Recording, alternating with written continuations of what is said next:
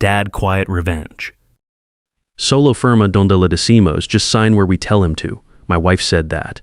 My son nodded. They were 4 feet away from me in a stranger's living room in the Smoky Mountains, speaking Spanish, completely certain I didn't understand a word. 38 years of marriage, and that's what it came down to. My name is Gary Caldwell. I'm 59 years old. I live in Cincinnati, Ohio, and this is the story of how I almost lost everything and then took it back.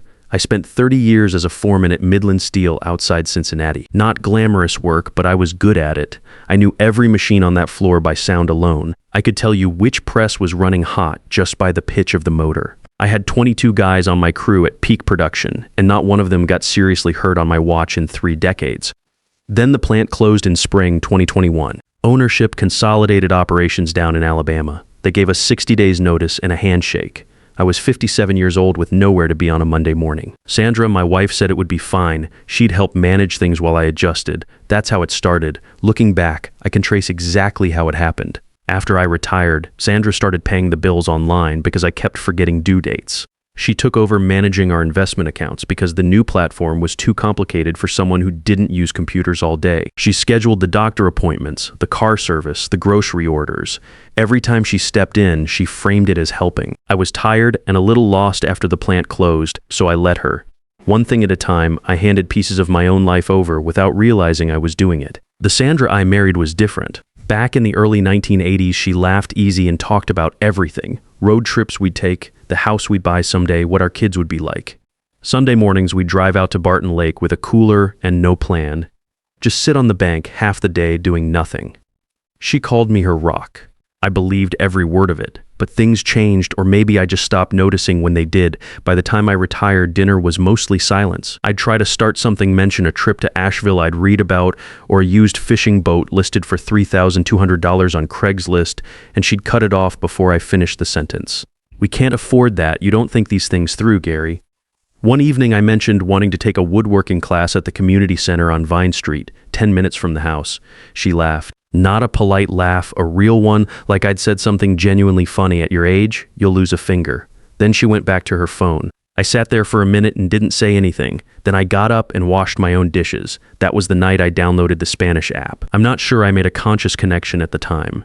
I just saw an ad on my phone while Sandra watched her show in the other room, and something in me said, do it. I downloaded it right there on the couch, messed around with it for an hour, realized I actually liked it.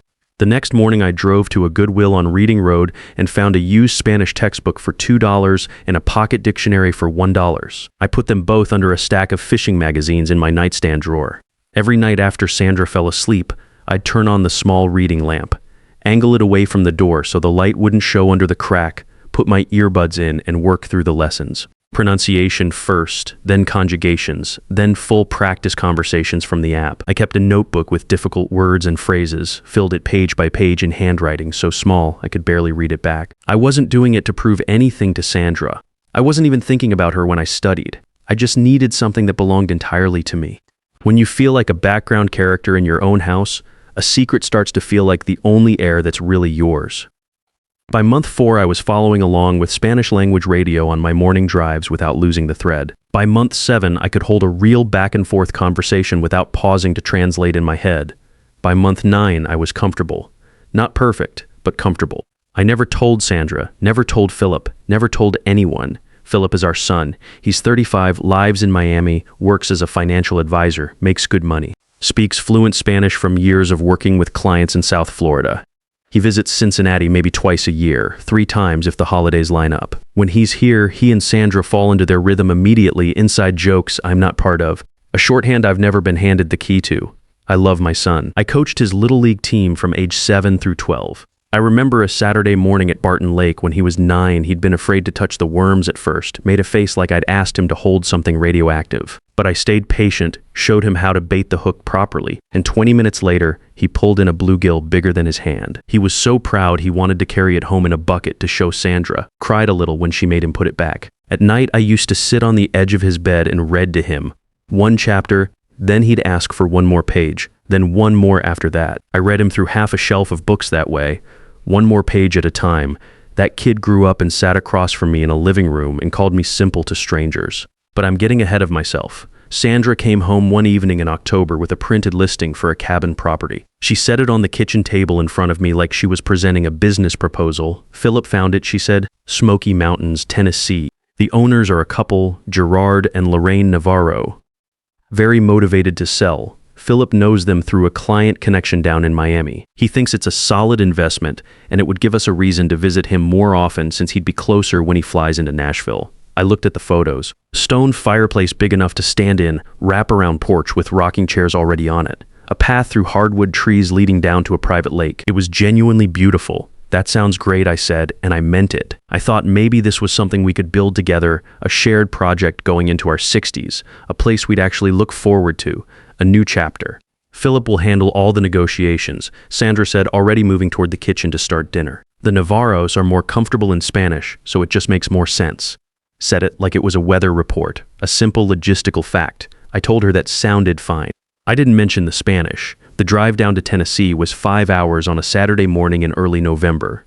Sandra was on her phone most of the way, texting her sister, scrolling, occasionally reading something out loud that I didn't respond to. I drove and watched the highway change as we crossed into Kentucky and then into Tennessee, the trees along the interstate gone full orange and deep red.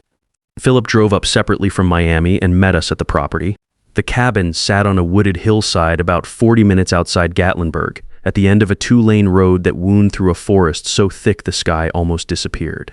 A gravel driveway curved up past a split-rail fence to a covered front porch. Through the tree line on the left you could see flat silver water, the lake catching what light came through the clouds. Gerard Navarro was waiting at the front door. Solid handshake, easy smile, mid-60s, with the weathered look of a man who'd spent most of his life working with his hands outdoors.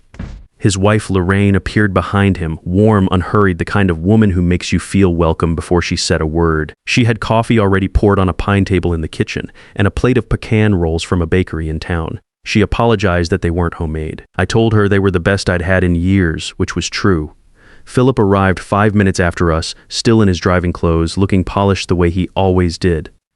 Long hug for Sandra. Brief handshake for me, firm, efficient. He immediately switched into Spanish with Gerard, fluid and natural, and I kept my face neutral and looked around the kitchen like I was admiring the original knotty pine cabinets above the stove. The tour took about 45 minutes, 3 bedrooms, 2 full bathrooms, a finished basement with a cast iron wood stove in the corner. The kitchen had been recently updated, granite counters, new appliances, but they'd kept the pine everywhere it mattered. The wraparound porch had a clear view of the lake through the trees. At the end of the dock, a flat-bottom aluminum boat sat tied to a cleat, rocking slightly in the cold. Philip translated selectively. When Gerard mentioned in Spanish that the well pump was 18 years old and would likely need replacing within the next 2 to 3 years, a cost of $4,000 to $6,000 depending on the depth, Philip told us in English that everything was in great working condition, recently serviced. When Lorraine mentioned in Spanish that the access road sometimes flooded in heavy spring rains and the county had been slow to address it, Philip translated that as the road was well maintained year-round. I filed both things away and said nothing. We settled in the main living room after the tour. Lorraine refilled the coffee. A fire was going in the stone fireplace, the real kind, wood burning, not gas, and the room smelled like pine and smoke. Philip spread the paperwork across the coffee table and started negotiating in Spanish. He was good at it. Confident without being aggressive, citing comparable lake properties in the area, current interest rates, estimated carrying costs. Gerard and Lorraine listened carefully, exchanged looks the way long married people do when they're making a decision together, and the numbers moved in steady steps. They landed on a price 12% below asking. Philip shook Gerard's hand. Sandra pressed both hands together and said it was perfect. Then Gerard leaned forward slightly in his chair and asked in Spanish about the deed. For the title, will it be registered in all 3 names, or just yours and your mother's? I was looking at my coffee cup on the table in front of me. I didn't move. I didn't look up. Philip glanced at Sandra, then he answered in Spanish, quick and even, just mine and my mother's. My father doesn't need to be on the title. He's getting older, memory issues. We're managing his affairs now. It's simpler this way. Memory issues, the fire cracked in the fireplace. Lorraine shifted in her chair across the room. I watched the coffee sit still in the cup and kept my breathing even and counted quietly in my head. Philip kept going. The money comes from investment accounts that I manage.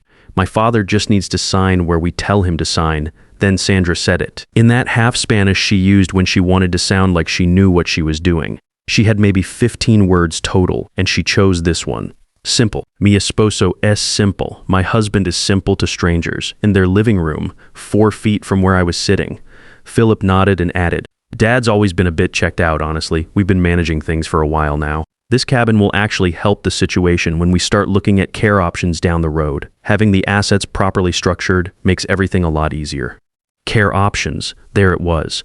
The whole plan laid out in a language they were certain I didn't speak, in front of people who had no reason to tell me. I looked up from my coffee and smiled at something Lorraine was saying. She was pointing toward the window, describing the way the lake looked in the morning in summer. I nodded like a man who understood nothing and thought about everything I had just heard.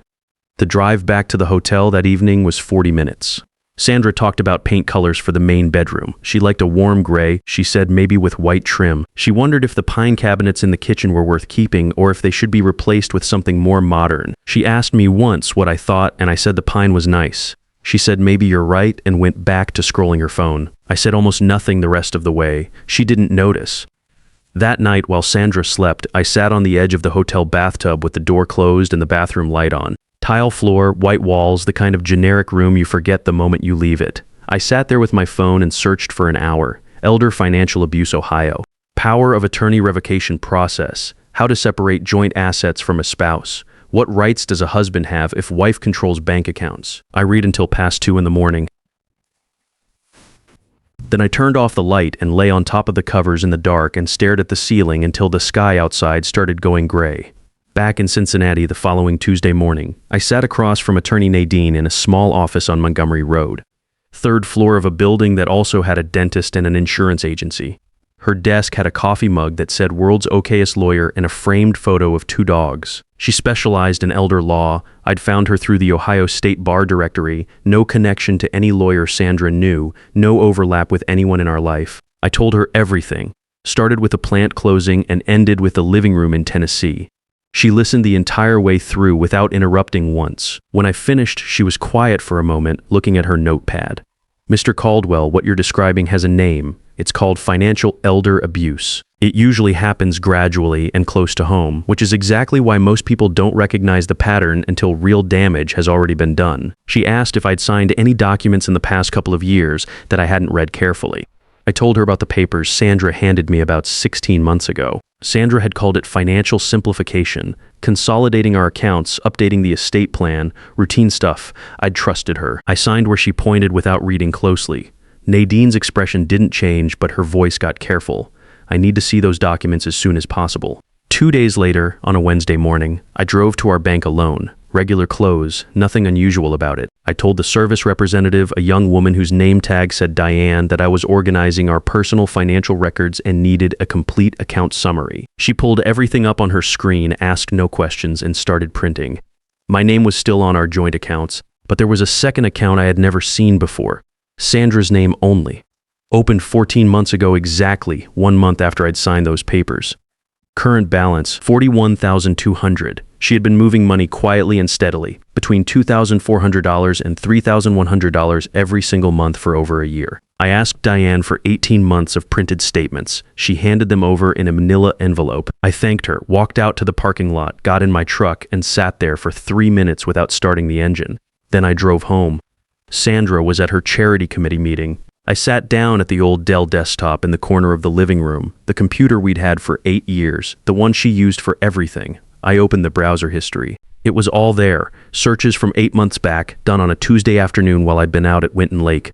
Memory Care Facilities, Cincinnati, Ohio. Assisted living costs, Norwood, Ohio. How to transfer assets before Medicaid application. How long does power of attorney take to activate? I printed every page. Folded them into an envelope. Drove to a FedEx on Kenwood Road and scanned and emailed everything to Nadine before dinner. She called me at 8:15 the next morning. The power of attorney is not standard, she said. The language defining incapacity is far too broad, and there's no requirement for independent medical certification before your wife can invoke it.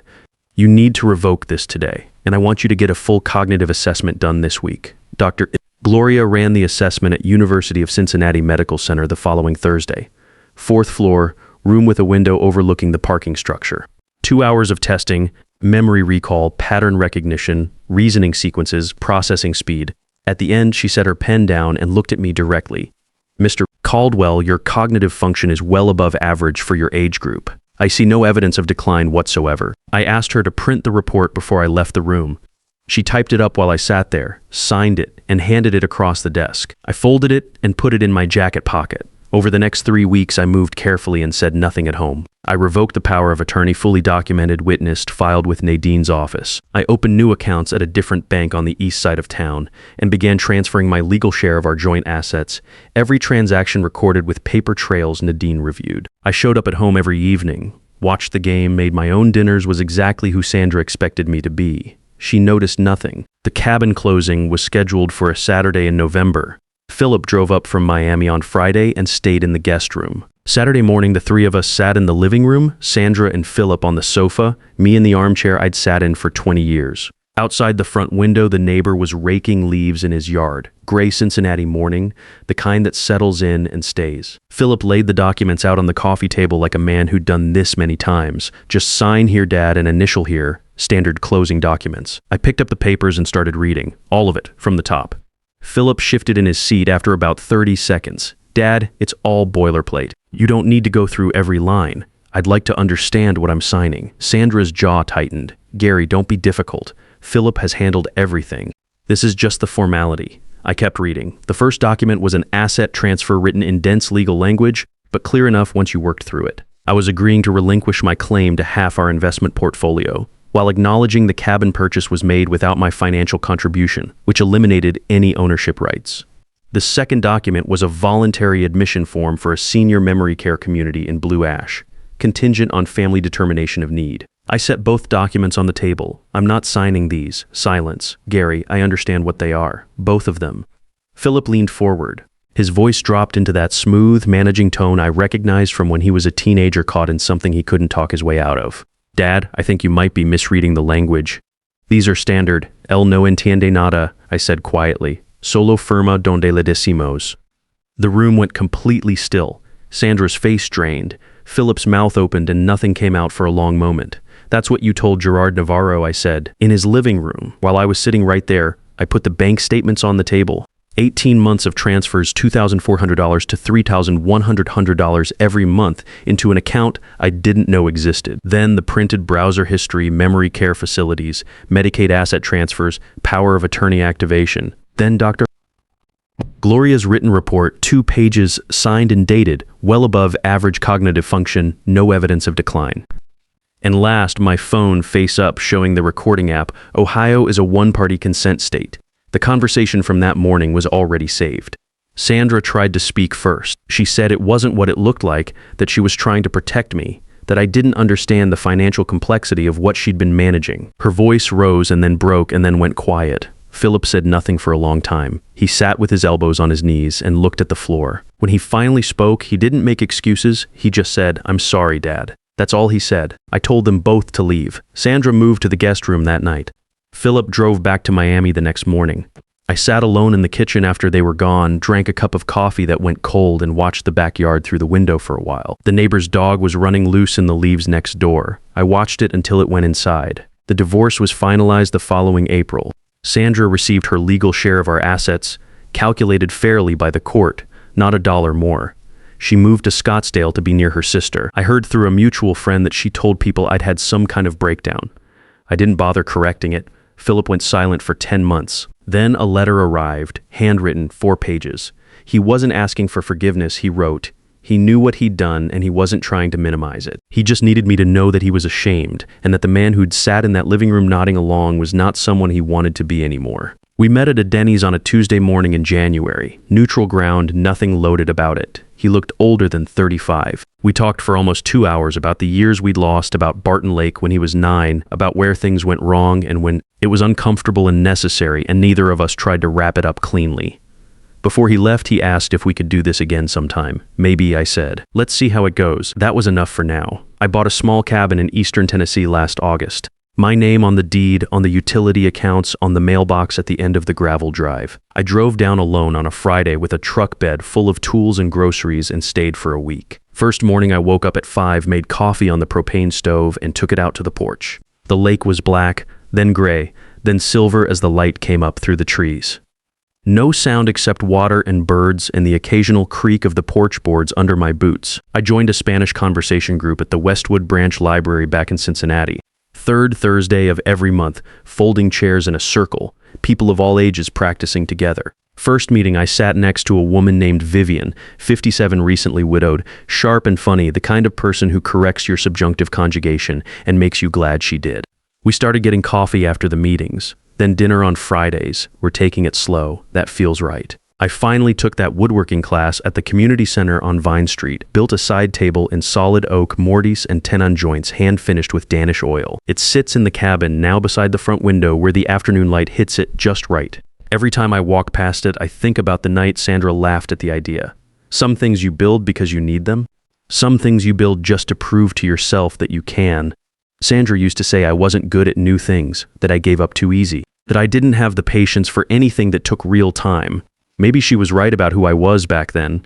But that man retired when the plant closed. This one's just getting started. The lesson isn't that you should spy on your family. It's that when people underestimate you long enough, they eventually hand you exactly what you need to prove them wrong. Nobody takes what's yours if you know what's yours. Learn that late, learn it early, just make sure you learn it.